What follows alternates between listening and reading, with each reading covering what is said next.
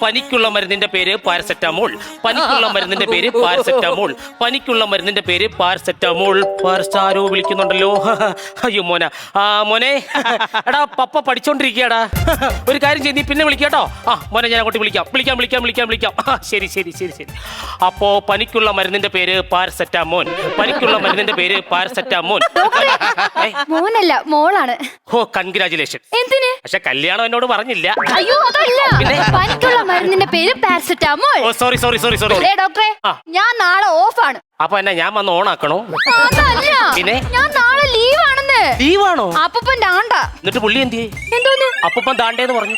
അപ്പൂപ്പൻ താണ്ടേന്നാണോ പറഞ്ഞേ? പിന്നെ അപ്പൂപ്പന്റെ ആണ്ടാന്ന്. അപ്പൂപ്പന്റെ ആണ്ടാണോ?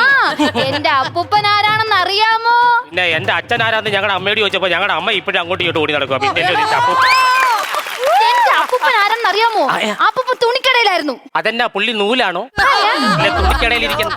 തുണിക്കടയിലല്ല, പിന്നെ തുണിക്കടയായിരുന്നു. തുണിക്കടയായിരുന്നോ?